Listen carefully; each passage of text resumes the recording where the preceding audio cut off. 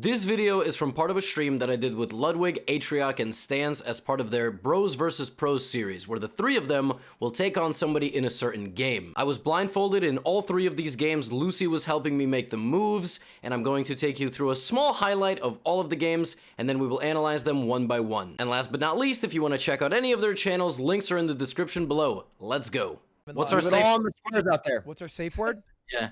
If we say Hawkeye, you blunder one piece. All right, so let's see if they type Hawkeye in Discord.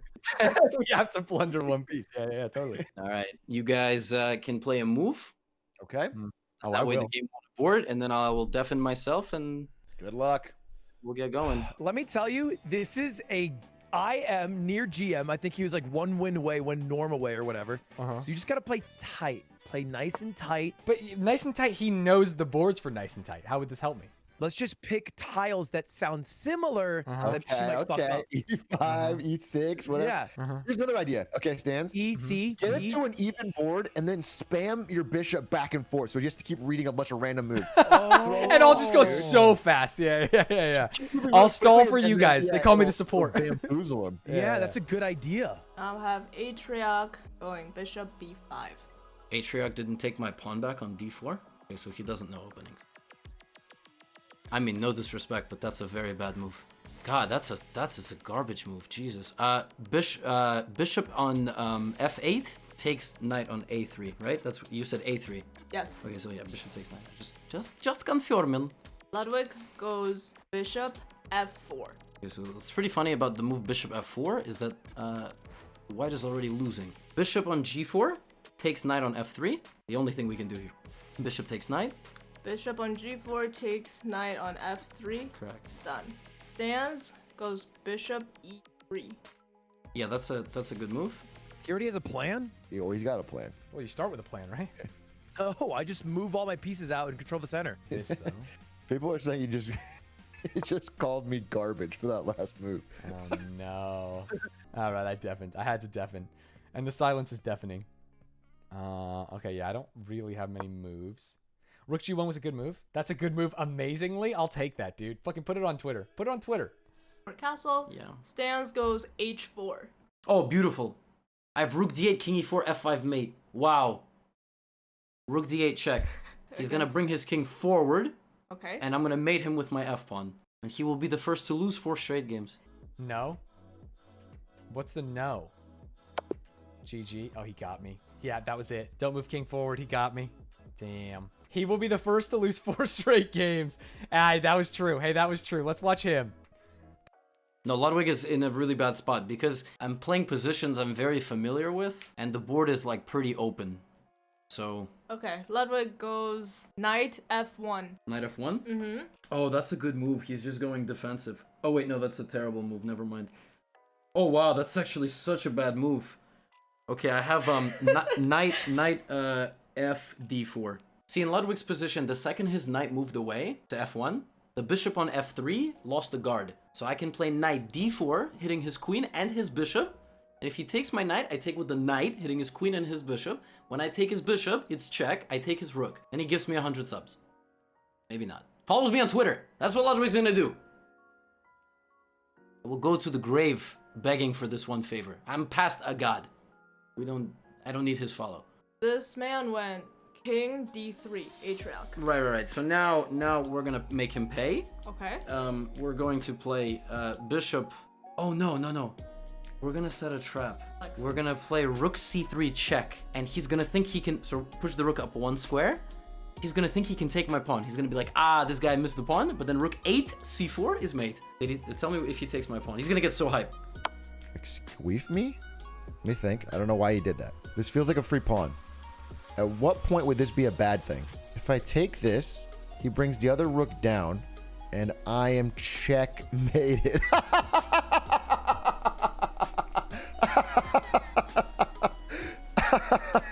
You ready? ATRIOC goes king d2. Ah, he don't like getting mated.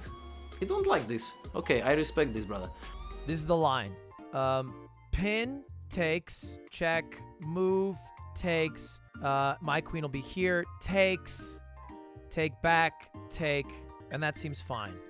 All right. Ludwig goes queen c3. All that thinking to slide the queen one square over. Knight takes f3 check. Poor guy. Knight takes f3 check. Oh, he's gonna lose everything, Gotcha. man. So here I can take this to the end game, but for making me sit there like a monkey, I will play d5 to d4 and fork Ludwig's bishop on e3 and his queen on c3.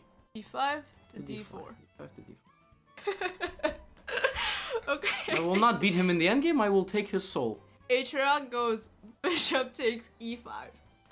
Yes! That's what I wanted. Thank you. Rook e3. Check. I needed that. See, that was the trap. He can't take my pawn.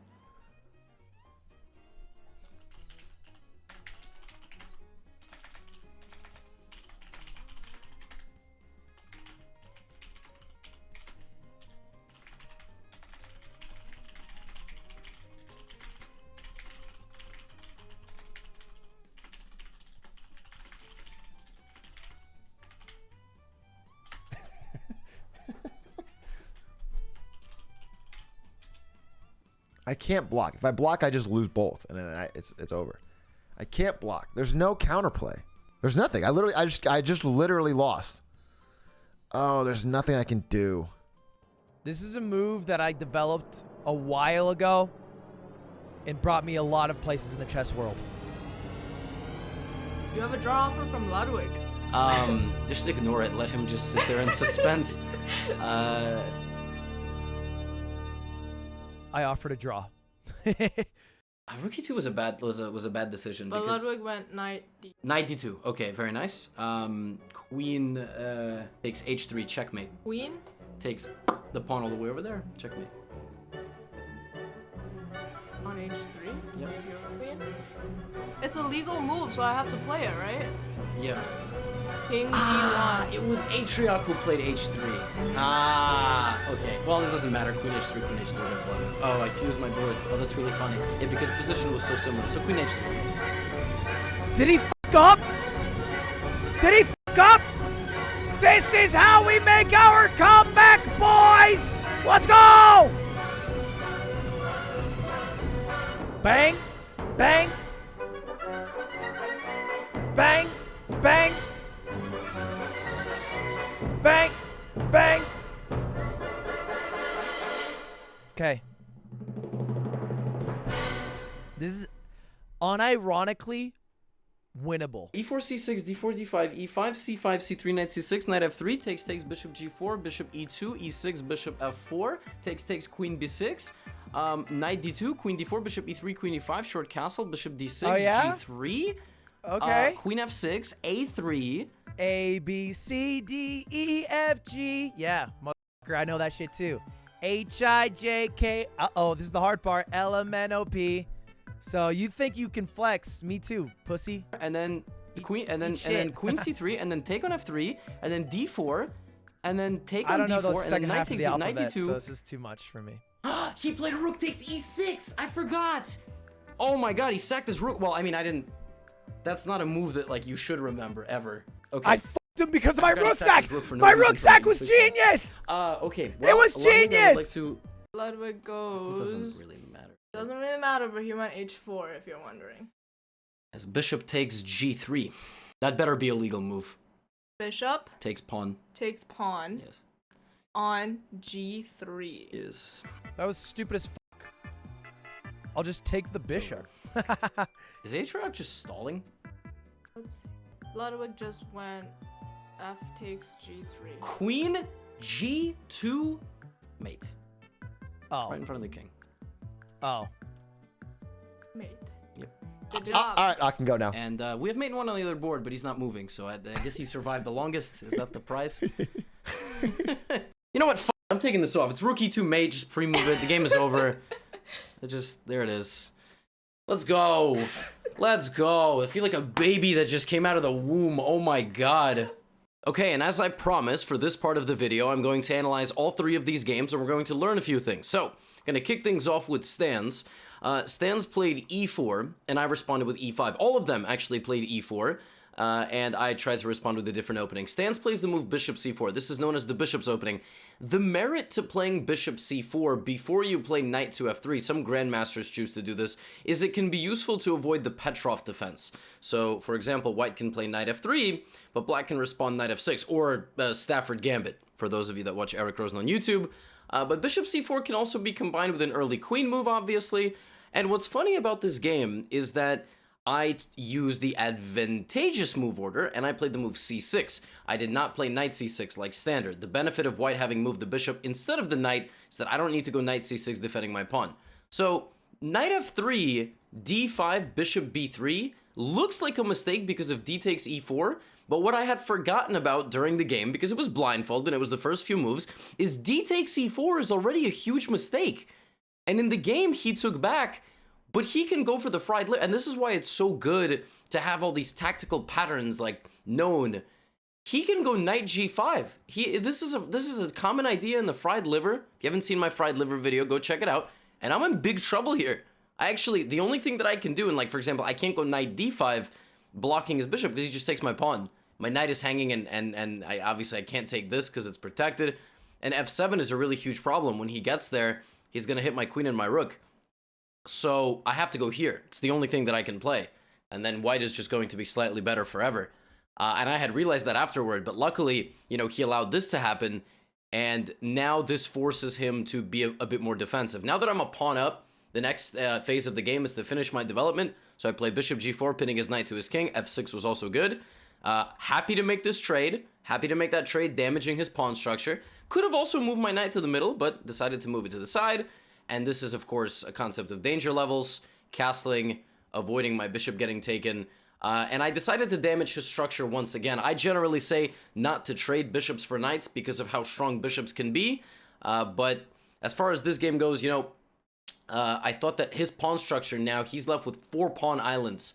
2 sets of doubled pawns and then isolated pawns on the edge. To his credit, he does find this move, and now again, I trade off his bishop, and I make it an endgame. I make it 2 rooks, and knight versus bishop. Here, black has a substantial advantage. Probably almost already just completely winning, mainly because of the immobility of these pawns. Like, they're not going anywhere. They are sitting ducks. And what I will do is I will probably trade 1 rook, maybe play a move like g6, which comes later, and then just use my knight, like plant it on one of these squares. It's called an outpost square, a square that you cannot be kicked out of and that you're well protected on in your opponent's territory. And look, immediately, he was thinking, oh, I don't want to lose my bishop, but actually I have no desire to take his bishop, because what that'll do is he'll bring his pawn closer, and then his pawns are now no longer an island, they join together. And I immediately just saw that, like, I don't even have to play this slowly. When he goes here, it's a concept called continuity. You hear me say that a lot. He forgets that he's not defending the square anymore. And then here, again, you always need to look at the forcing moves. So I understand that my plan was to go here, but the position has changed. And after I look at a forcing move, I have knight to b2. And this is not shown in the highlights, but I remember when he played rook d1, I was like, oh, great, I can take, and I'm not gonna get tunnel vision and take this pawn. I have a new opportunity. And that's immediately what happens. I pick up his bishop. This is another kind of good concept to just think about. You're under attack. You don't always have to move. You can lock in your piece. And this was a good move that he played. But yeah, sadly here he has to go backwards. And when he goes backwards, my rook gets in, defended by the knight. And I mean, there's nothing there. Everything is going to get taken. It's going to be easier to take everything because his pawns, again, are so immobile from how the game went. So he had a chance in the opening, and then after that, it was about more strategic play. I made the right trades, for example, to damage his structure, making sure he couldn't take anything of mine, and I punished his one mistake. And unfortunately, his 2 big mistakes of the entire game were losing a bishop and ultimately getting mated, and sometimes that's just what happens. Sometimes you make a bad trade, sometimes you make a bad pawn break. In this case, he walked his king forward at the end, and then f5 mate, and I was able to seal the deal. Now, Ludwig began with e4. I played c6, which is the Caro-Kann defense. He plays the advanced variation. And here there's 2 main lines, bishop f5 and c5. Bishop f5 is the professional variation. A lot of grandmasters play this. And c5 is kind of trying to break the center And even if he takes me, try to destabilize these pawns. So play something like knight c6. The general rule of thumb is that when the knight comes to f3, you will pin it. And that is, this is also in my Caro-Kann course. Link in the description, small plug. I recommend the move c5. Now he plays c3. This is already good for black. I'm not saying it's winning or anything. No, I'm definitely not saying that. But this is really good for black because after take, take, and pin, there is going to be a big fight for this pawn. And you'll notice white doesn't have an E or a C pawn to support it. It's not an isolated pawn because it's next to a friend. But for the rest of the game, I'm going to make moves like queen b6, knight h6, knight f5, or knight e7, knight f5 to pressure this pawn. Of course, I will move my pawn up. And that's exactly what I do. And what's funny is that when he plays bishop f4, it looks like a very natural developing move. But that bishop move, that one bishop move, does nothing about both of these pawns. In fact, when the bishop comes out to f4, it weakens the b2 square. So the best thing for him to do here is not to give me d4. It is to give me b2. And there's actually even some positions where taking on b2 can be dangerous. Because white goes like this, and then tries to play rook b1. And, oh, I apologize. And if black does this, thinking, oh, it's guarded, white castles. And suddenly, your lack of development does not make up for the fact that you're up 2 pawns. Like, actually, it's very dangerous, this position for black.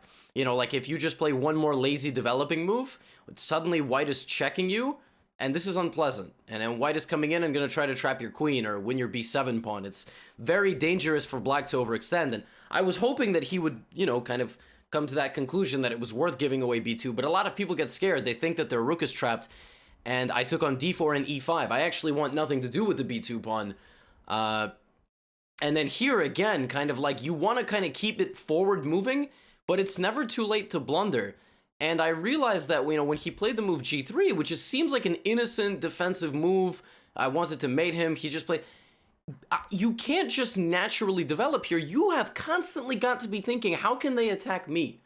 That is one thing I need to instill in all of you, all my viewers. And he has this move, which is an x-ray of my queen to my bishop. So I actually have to play this move. I have to wait on natural development just for one more move, and you're saying, well, why not take this pawn? Again, I don't want to get too greedy. Like, the more my queen hangs out and provides itself as a target, it's going to be bad. And, what ends up happening is that I'm able to stabilize. I'm completely happy losing this. Ludwig plays a natural move, rook e1, and now, at this point, I played knight f5. I think it was better for me to play the move d4, just going after his bishop, but I couldn't quite figure out... it's kind of funny. In my head, I thought knight e4 was a good move here, but I forgot that I could take. I forgot that the knight stops guarding the bishop. I mean, in my defense, I was playing 3 games without seeing any of them. So I played knight f5. Now, he retreats. And again, my idea with knight f5 is that I'm thinking maybe I take and put my bishop like this, but he goes here and I go, wait a minute, this bishop's got no guard now. So when I go takes, he can defend it, but this move hits both. So again, just not getting this tunnel vision, and then here again creating the fork. I don't know if taking the rook is better. I don't know, maybe this is the best. Okay, it says this is the best move. This was Ludwig, obviously, trying to play some sort of blindfold trick on me, but sadly it didn't work. And then this is where I thought, as you saw from the clip, I thought this was mate. I actually thought that his pawn was here, and I thought queen takes h3 was mate. So I played this and blundered my knight, but then I just said, okay, like I'm gonna bring my rook to the middle, and then here he tried to trick me, well, this is not a great blindfold trick because I know my queen's on h3. I, of course, did not know where this pawn was, but I do know that I have moved my queen to h3. But, in general, the rest of the game will be decided with an infiltration. There's 2 ways to win winning positions. Trade all the pieces or just go on a big attack. I was going to go on a big attack, and that's exactly what I did. Inched forward with my queen, and now the second that his pawn move destabilizes the king side, I sacrifice and then go for mate. Now, that game was won from a pawn structure change in the opening. That is how we won that game. We won that game based on our opening knowledge, the fact that he didn't play the critical variation, the testing variation here, which is to take. He played like this, and that allows me to get exactly the kind of structure that I want. I love these pawns as sitting ducks in this Caro-Kann variation. And then, taking on f3, you're able to make this trade because this bishop the loss of the knight kills white's defense in the center. If that makes sense. This bishop is not doing anything. In fact, that bishop stood there the rest of the game and did nothing, and then it finally got taken, right? So that bishop had a very useless existence throughout this game, it feels like. And that now that you kind of see that's an opening experience sort of thing. Now ATRIOC. ATRIOC's got Carlson in his name, so he's got to do the Carlson name proud, man. He can't be, you know, he can't be out here making bad moves. So ATRIOC begins with e4, and we have a very similar structure to the Ludwig game, except my pawn is blocking my bishop. So this is the French defense advance variation. And ATRIOC played knight a3. Now, knight a3 actually is a move. It is a theoretical move. It does get played, but you have to, in this position, focus on the development of your king side. So bishop e2 and castle. There's also one very tricky line here called the Milner-Barry gambit. It's a trap, first of all. You play bishop d3. And black thinks, oh, they stopped guarding their pawn with their queen, so I could go bam, bam, bam. But actually, after white takes and black takes, there's a trap. It is hidden. I mean, sorry, it is guarded. It's guarded, but it's guarded in a hidden way. There's bishop b5 check, and there's queen takes queen. So it's a discovered attack. So it is hidden. The best thing for black to do is to take and play bishop d7 so that this is no longer a check, and white sometimes will just gambit this pawn. Sometimes white will gambit, well, not knight d2, because then you would lose a bishop. But for example, white will play like knight d2 like this on move 9. And then if take or something, you get a structure similar looking to the game that we just saw, except, you know, white hasn't lost both pawns. And even if white does find a way to lose both pawns, white has a lot of development here. So we kind of seeing an overlap in the pawn structure. But he goes here, I took, and then he played bishop b5. He didn't take my pawn back. And I was like, why didn't he take my pawn back? So I immediately took, because now the bishop loses a guard. But he finds the right move. He takes my knight, check, in between move, Zwischenzug. But now I take his pawn. So I'm 2 pawns up in the opening. The next phase of the game is all about stabilizing. I personally think that he should have taken my knight here. I would have welcomed this trade because I would have gotten an open line of attack to his king. But he should have welcomed this trade because I've got a light squared bishop, and I've got all these pawns on light squares, which means my dark squares are very weak. And all he has to do is like push 1 pawn. I don't think I'm ever going to mate him. So I took a big risk there. And I thought that he should have done it. He didn't do it, which let me put my knight in the middle. And then you're down material, so there's no way you want to trade knights. There's no way. You want to find ways to make me passive. Because my pawn advantage is here. Once this starts coming in, it's going to be bad. The more pieces you trade, the worse it's going to be. So that's what I did. I stabilized the position. Here he missed the chance. He should have immediately gone after my pawn. So something like queen d2. And then I probably would have taken, but at least he gets rid of my very annoying pawn. He shouldn't lose his bishop. But he gave me a move, and that's all I needed. Once I got my c2 pawn, I was able to make progress. First, I'm trying to get the queens off the board, so now he doesn't have that blockade. And then I made a mistake here, actually. It's actually funny. Like, I forgot his rook was on a2, and then in this position, of course, you need to guard your d3 pawn. Like, of course. So you should play d3, and now everything is guarded. And I just totally forgot that his rook was already on a2, and I hung the pawn, which is, this is very bad now. It actually gives him very good chances. So even the move f6 is fine. The whole point of f6 is that it's 2 things. Number 1, this pawn and bishop combo is very annoying. I want to trade it. Number 2, every empire falls from 2 sides. I don't know. I just made that up. That sounds like a movie quote. But the point is here that I'm trying to put my king on f7, so something like this. And this trade, by moving my g pawn to the f file, opens the g file. So I'm infiltrating on 2 fronts, the C front and the G front. That was my idea. In the endgame, you need to infiltrate from both sides, especially if you have any sort of advantage. And I tried to set a trap here and just totally forgot about this. And in this position, I had calculated that I would take, and if he took back, I have this check and I'm winning. And that's exactly what happened. So he had to scan, before he took, does black have any checks? Look how they can attack you. King, queen, all your most important pieces. Because if he had played something like rook e2 in this position, he's just winning this pawn back. Is actually the crazy thing. Rook e2, in the game I thought rook c7, but I think rook e2 is even stronger. And the point is that once he gets this back, oop, that's a bad move, but once he goes here and gets this pawn back, and I can't take this because it's guarded, he's only going to be down a pawn in an endgame of rook and bishop. I mean, he actually, ATRIOC deserves a lot of props because he played me like very closely. He did end up losing the bishop, and now we convert this position with a combination of picking up the last kind of bit of pawns And ultimately, you have to figure out what you're investing in. And I said, okay, I can throw this away, but my pawn, my bishop, and my rook are coming in. And the most important thing, a long time ago, I moved my f-pawn. And I did that so my back rank was clear. Super important. Stop getting back rank mated. Make sure your king has a balcony that they can stand on for a smoke break. And then later we'll talk to the king about quitting smoking. But for now, the king needs a balcony to take a smoke break on. So you need the back rank clear. You know, because if I had a pawn on f7, this would have been mate, and I would have never been able to play any of this. So I just focused on getting the king out. Here I'm playing d2 and threatening this. Of course, bishop b3 probably is a little bit cleaner, but I was trying to be fancy. So I sack the bishop, I promote, that's called a deflection sacrifice.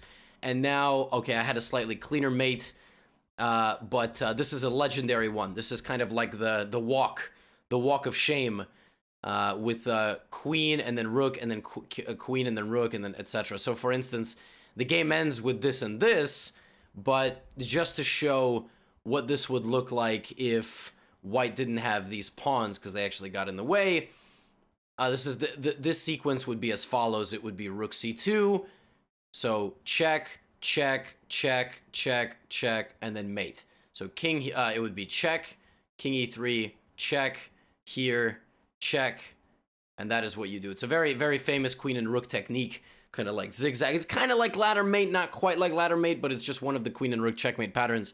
And we were victorious in this game as well. But listen, this one was a close one. ATRIOC deserves a lot of props. He definitely did the Carlsen name very proud. It was a ton of fun to do this match against these three. In general, I think for blindfold games at the exact same time, I can do 5. I've never done more than 3, but I think I could do 5. I'd be willing to take that challenge. Let me know if you made it this far in the video and you enjoyed the content. If you have any questions about visualization, I do have a video out about visualizing squares and all this kind of stuff, but blindfold for me, I don't know, it comes kind of naturally. Like, I haven't done it that much, but people always ask, like, what do you see? And it's, I don't know. I see the board. It's nothing fancy. I think it just comes from many, many tens of thousands of games. Over the course of my life, I played my first game of chess when I was like, 6, and I'm currently 25. I've probably played close to 1 million chess games from start to finish in my life, online and over the board. So, comes with experience, It's not something that you need to practice necessarily for calculation or success in chess, but it is a fun skill. You look like a genius if you do it at a party. You can impress somebody on a date, or maybe not. Maybe they'll think you're a psychopath, but on that note, ladies and gentlemen, check out some of my other playlists. I do have a lot of things for beginners and intermediate level players, and I will see you in the next video.